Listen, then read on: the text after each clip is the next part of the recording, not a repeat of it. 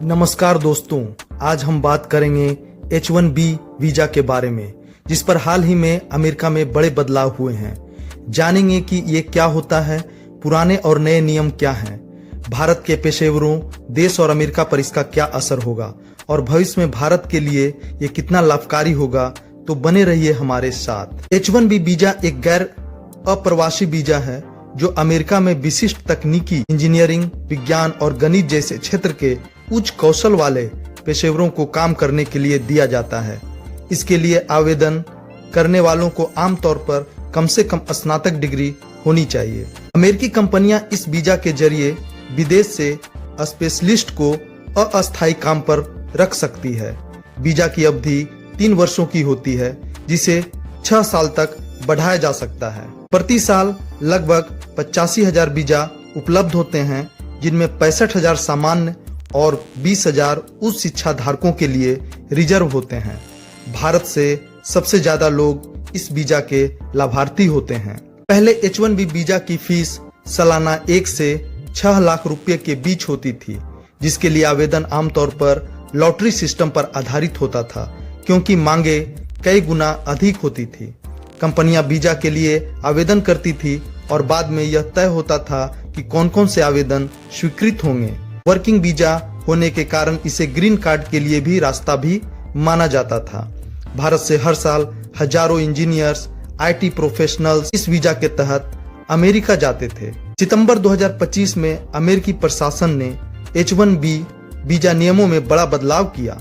नए नियमों के तहत अब नए H1B आवेदकों से एक मुश्त $1 लाख लगभग 88 लाख रुपए फीस ली जाएगी, जो पिछले शुल्क से कई गुना ज्यादा है। यह फीस केवल नए आवेदन पर लागू होगी, मौजूदा वीजा धारकों पर इसका कोई असर नहीं होगा। इसका मकसद वीजा के दुरुपयोग को रोकना और अमेरिकी बाजार में स्थानीय कामगारों को बढ़ावा देना बताया जा रहा है। भारत के लिए यह बड़ा झटका है, क्योंकि पिछले सालों में लगभग 70% H1B वीजा भारतीय पेशेवरों को दिया गया। भारत की बड़ी IT कंपनियां जैसे TCS, इन्फोसिस, विप्रो हर साल हजारों भारतीय इंजीनियरों को अमेरिका भेजती है। इस भारी फीस के कारण नई याचिकाएं कम हो सकती है, जिससे भारतीय इंजीनियरों के लिए अमेरिका में नौकरी के अवसर घट सकते हैं। छोटे और मिड लेवल प्रोफेशनल्स खासतौर पर प्रभावित हो सकते हैं। इससे न केवल भारत के युवाओं के सपने प्रभावित होंगे, बल्कि भारतीय IT सेक्टर को भी आर्थिक दबाव का सामना करना पड़ सकता है। हालांकि विशेषज्ञ मानते हैं कि कंपनियां ऑनशोर और ऑफशोर मॉडल पर ज्यादा काम करेगी, जिससे इसका अल्पकालिक प्रभाव सीमित होगा। अमेरिका में इस नीति का मकसद अमेरिका में बेरोजगारी कम करना और स्थानीय कामगारों को प्राथमिकता देना है। हालांकि विदेशी कुशल श्रमिकों की कमी से अमेरिकी तकनीकी उद्योग में प्रतिस्पर्धा और नवाचार पर असर पड़ सकता है। इस बदलाव से संभवतः अमेरिकी कंपनियां भारत और अन्य देशों में अपनी सेवाएं और आउटसोर्सिंग बढ़ाएगी, जिससे भारत में रोजगार के कुछ नए अवसर भी बन सकते हैं। भारत को हर साल H1B वीजा धारकों से अरबों डॉलर की रेमिटेंस मिलती है, जो अर्थव्यवस्था के लिए जरूरी है। नए नियमों से यह रेमिटेंस प्रभावित हो सकती है। भविष्य में यह देखना होगा कि ये नियम कितने समय तक चलते हैं और इसके क्या संशोधन होते हैं। भारत के लिए यह एक चुनौती भी है और अवसर भी, चूंकि अमेरिकी बाजार में भारतीय कुशल कामगारों की मांग अभी भी बनी हुई है।